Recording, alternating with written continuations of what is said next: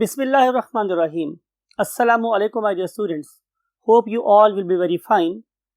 Lecture का आगाज़ करते हैं बहुत खूबसूरत दुआ के साथ। रब्बि ज़िदनी इल्मा। My dear students, today we want to discuss a very important topic and that is regarding the DNA sequencing. DNA sequencing के हमारे पास माय डियर स्टूडेंट्स दो मेथड हैं। उनमें से एक का नाम है मैक्सम एंड गिलबर्ट मेथड और दूसरे का नाम है फ्रेडरिक सांगर मेथड। आज हम जो मेथड या प्रोटोकॉल अंडरस्टैंड करने वाले हैं that is regarding Maxam and Gilbert. देखते हैं उन्होंने ये सारी टेक्निक कैसे और कब इवॉल्व की। इसके लिए we have to go to the whiteboard. Yes my dear students, chapter number 26 है जो हम पढ़ रहे हैं और मैक्सम गिलबर्ट का मेथड, इसको इंट्रोड्यूस किया गया था 1976-1977 में, राइट। और इसको डिस्कवर किया था दो साइंटिस्ट ने मिलकर, और इन दोनों साइंटिस्ट में से एक का नाम था एलन मैक्सम और दूसरे का नाम था वॉल्टर गिलबर्ट। इन दो साइंटिस्ट के नेम के ऊपर ही ये मैक्सम और गिलबर्ट के नाम से जाना जाता है। ये जो पर्टिकुलर सिस्टम है ये किस चीज पे बेस कर रहा है, ये सेंट्रल डॉगमा या सेंट्रल जो इसका एक्टिविटी है वो क्या है। नंबर 1 कि हम लोग डीएनए को मॉडिफाई करते हैं, यानी कि हम डीएनए को किसी खास पॉइंट से वीक कर देते हैं और वीक होने के बाद उसको तोड़ना आसान हो जाता है, तो उस पॉइंट को हम क्लीविंग पॉइंट या क्लीवेज पॉइंट का नाम देते हैं।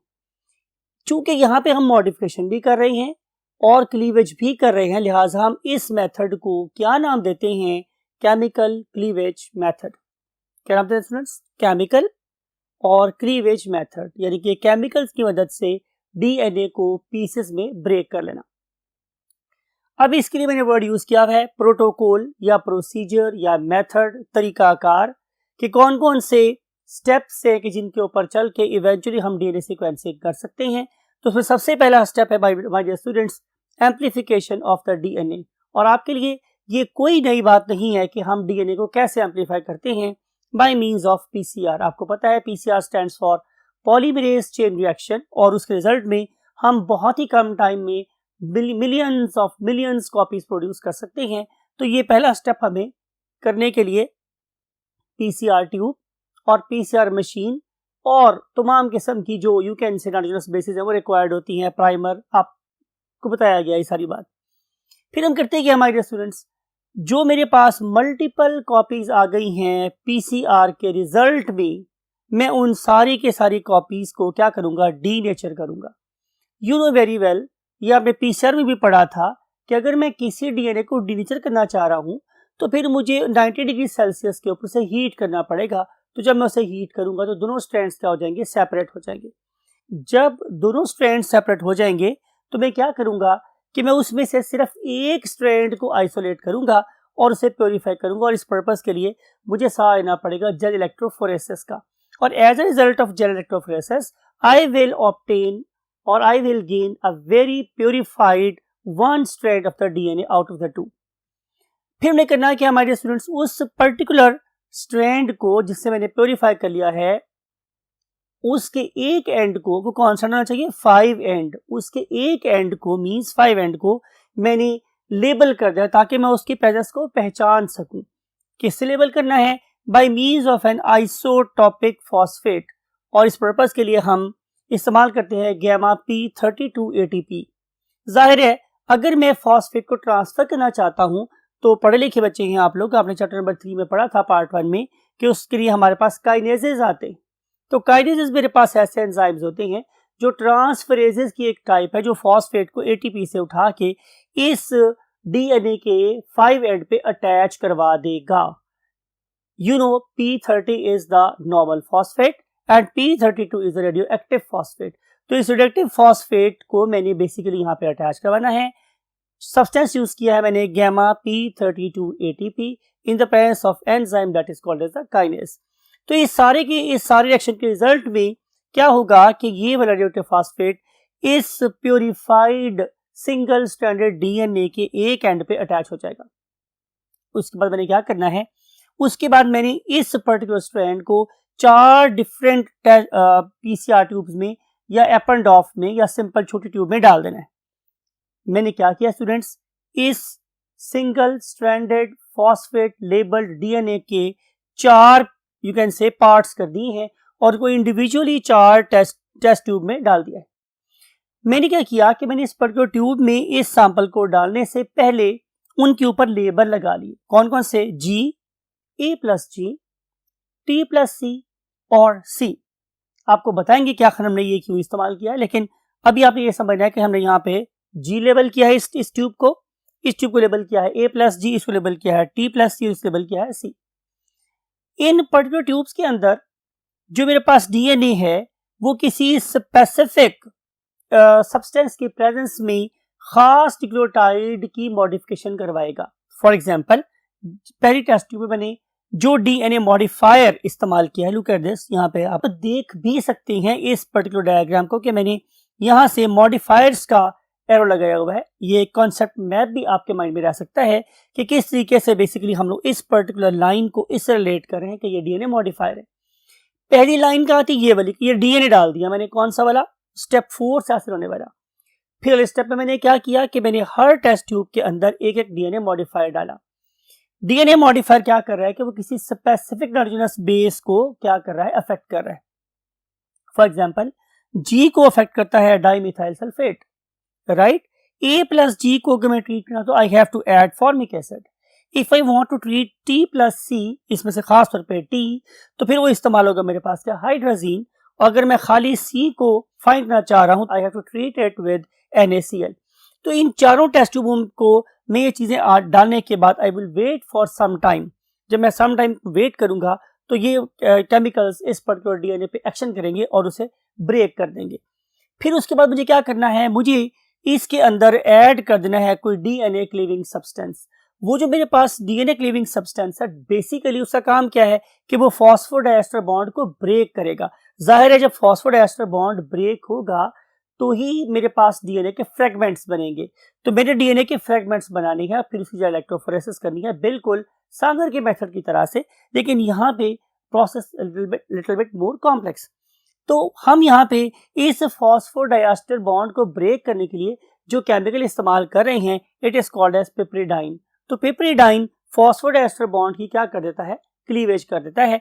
लेकिन इस सारे काम को करने के लिए मुझे किसी खास टेम्परेचर की जरूरत होती है, किसी खास टाइम की जरूरत होती है। वो टेम्परेचर टाइम क्या होता है, इसके लिए we have to go to the next part of the word. Yes my dear students, बात हो रही थी आप लोगों के साथ स्पेसिफिक एनवायरनमेंट की। तो मुझे इन सारी चीजों के साथ साथ ऐड करना होता है डीएमएसओ, और जो DMSO it stands for dimethyl sulphoxide. और ये सारी की सारी चीजें क्या करेंगी कि इस पर्टिकुलर टेस्ट ट्यूब के सेट में ये चेंजेस लेके आएंगी। फॉर एग्जांपल, जिस पर्टिकुलर टेस्ट ट्यूब के ऊपर मैंने G लेबल किया था, इसका मतलब ये है कि यहाँ पे डीएनए हर उस जगह से टूट जाएगा जहाँ पे गुआनिन न्यूक्लियोटाइड बेस प्रेजेंट होगी, राइट? तो जहां जहां भी G प्रेजेंट होगा वहां से डीएनए इस पॉइंट से टूट जाएगा। फिर उसके बाद जिस टेस्ट ट्यूब में मैंने A+G लेबल किया था, तो वहां पर एडेनिन भी ब्रेक होगा और G भी ब्रेक होगा। फिर टेस्ट ट्यूब नंबर 3 में डीएनए उन तमाम जगहों से टूट जाएगा जहां T भी प्रेजेंट था और C भी प्रेजेंट था। लेकिन जिस टेस्ट ट्यूब पे मैंने C लेबल किया था, वहां पे डीएनए उन तमाम जगहों से टूट जाएगा जहां पे C प्रेजेंट होगा। यानी कि मुझे इस पर्टिकुलर टेस्ट ट्यूब के ब्रेक पॉइंट्स का पता है, कहां कहां से डीएनए टूटना है, मुझे उसके बारे में पूरा इल्म है कि टेस्ट ट्यूब G में G पे ब्रेक होगा, A+G में A+G पे ब्रेक होगा, T+C में T+C से ब्रेक होगा, और C वाली टेस्ट ट्यूब में सिर्फ वो C पॉइंट से ब्रेक होगा, राइट? अब मुझे करना क्या है कि मुझे इसको रीड करना है, इसको देखना है। तो उस पर्पज के लिए मुझे क्या करना पड़ता है? जेल इलेक्ट्रोफोरेसिस करनी पड़ती है। जब मैं बात करता हूँ जेल इलेक्ट्रोफोरेसिस की, तो इसका क्या मतलब है? इसका मतलब ये हो सकता है कि मुमकिन है आपके माइंड में ये बात हो कि हम यहाँ पे करेंगे agarose electrophoresis, agarose gel electrophoresis, but it is not true. यहाँ पे हम लोग पॉलीक्रिलामाइड जेल इस्तेमाल करते हैं, that has got much thinner you can say spaces, और it is more accurate one. तो यहाँ पे हम पॉलीक्रिलामाइड जेल इस्तेमाल करते हैं, और उस पॉलीक्रिलामाइड जेल के ऊपर हासिल होने वाले बैंड्स को हम लोग डायरेक्टली रीड कर सकते हैं फ्रॉम दैट वेरी रेडियोग्राम। ठीक है मेरे स्टूडेंट्स, या फिर ये कर सकते हैं तो अगर मुझे उस पर्टिकुलर बैंड्स को मुझे मिल गया है, फ्रेगमेंट साइज जो ऑब्टेन हो गया है, या फिर हम ये कर सकते हैं कि अगर मुझे उस पर्टिकुलर डीएनए के फ्रेगमेंट साइजेस मिल गए हैं और मैंने उसको किसी खास फ्लोरेसेंट डाई से लेबल कर लिया है, तो फिर मैं उसे ऑटोमेटेड सीक्वेंसर में डाल के भी सीक्वेंस को प्रिंट करवा सकता हूँ। ये हम लोगों ने डिस्कस किया था कि बेसिकली हम लोग ऑटोमेटेड सीक्वेंसिंग कैसे करते हैं कल के लेक्चर में। अब हम देखते हैं आखिरी बात कि इस पर्टिकुलर जेल को रीड करने के बाद हमें फायदा क्या होता है, हम कैसे डिड्यूस करते हैं कि यहाँ पे कौन कौन सी बेसिस प्रेजेंट है। तो इसके लिए बड़ी इंपॉर्टेंट लाइन यहाँ पे लिखी है कि हम जो न्यूक्लियोटाइड्स की स्पेसिफिक बेस की प्रेजेंस है, वो प्रेजेंस और एब्सेंस ऑफ सर्टेन फ्रेगमेंट से यू कैन से एनालाइज कर रहे होते हैं, राइट। कि किसी मकाम पे अगर एक बेस प्रेजेंट है तो उसकी करस्पॉन्डिंग बेस से हम उसकी यू कैन से प्रेजेंस का अंदाजा लगा सकते हैं। फॉर एग्जांपल अगर ए के सामने मुझे पता है टी आना है, तो अगर मुझे किसी पोजीशन पे ए का पता है तो कॉन्सिडरेबली मुझे ये पता है कि सामने टी ही आएगा। तो इस तरीके से हम किसी चीज की प्रेजेंस और एब्सेंस से उसका फायदा या उसका एनालिसिस कर सकते हैं। अब देखते हैं कि इस पर्टिकुलर मेथड का गुड क्या है, मीन्स अच्छी बात क्या है, और बैड मीन्स बुरी बात क्या है। अच्छी बात यह है कि जैसे मैंने बोला आप लोगों से कि हम इस पर्टिकुलर रेडियोग्राम से डायरेक्टली डीएनए को रीड कर सकते हैं, ये बहुत बड़ी बात है। फिर उसके बाद इसकी फुट प्रिंटिंग कर सकते हैं। इसका मतलब ये है कि मुझे डीएनए प्रोटीन इंटरेक्शन का अंदाजा हो सकता है। फिर आखिरी बात ये है कि इसको हम एपिजेनिक मॉडिफिकेशंस ऑफ द डीएनए को अंडरस्टैंड करने के लिए इस्तेमाल कर सकते हैं, और इसके लिए बहुत ज़्यादा एक्यूरेट मेथड है। लेकिन इसमें बुरी बात क्या है? इसमें बुरी बात यह कि इसमें बहुत सारे हैजर्डस केमिकल इस्तेमाल हुए हैं। फॉर एग्जांपल पिपरिडीन, ठीक है, फॉर एग्जांपल हमारे पास हाइड्रोजीन, फॉर एग्जांपल हमारे पास रेडियो लेबल्स जो इस्तेमाल हुए हैं, they are all environment you can say hazardous और हेल्थ हैजर्डस, इसलिए इसके लिए अच्छी बात नहीं है।